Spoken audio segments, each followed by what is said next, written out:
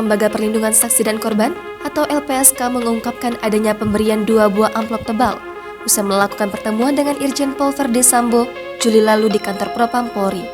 Pernyataan itu awalnya diungkapkan oleh Menko Polhukam Mahfud MD usai menerima laporan dari LPSK. Wakil Ketua LPSK, Edwin Partogi Pasaribu menyatakan peristiwa pemberian amplop itu terjadi di kantor Propam pada 13 Juli 2022 silam atau beberapa hari setelah kabar insiden penembakan yang menewaskan Brigadir J mencuat.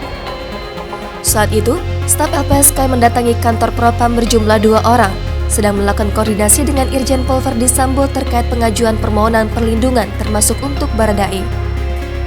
Edwin menyebutkan peristiwa pemberian amplop itu terjadi saat salah satu staf LPSK sedang menunaikan ibadah sholat di Masjid Mabes Polri.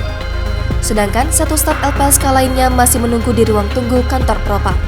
Dia menyatakan pesanan yang disampaikan itu berupa map yang ada di dalamnya berisi amplop warna coklat dengan ketebalan masing-masing amplopnya 1 cm. Kendati demikian, belum sampai dibuka isi amplop tersebut. Seorang staf LPSK itu langsung menolak dan meminta untuk amplop itu dikembalikan. Alhasil, Edwin mengatakan pihaknya belum dapat memastikan isi dari amplop setebal 1 cm yang diberikan oleh petugas berseragam itu kepada staf LPSK. Sebab kata dia, pihak LPSK yang datang langsung ke kantor Propam itu sama sekali belum memegang amplop tersebut dan memilih langsung memerintahkan petugas tersebut untuk mengembalikan amplopnya.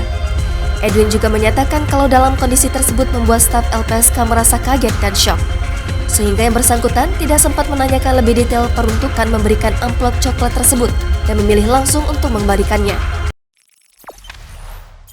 Jangan lupa subscribe, share, komen, dan like ya!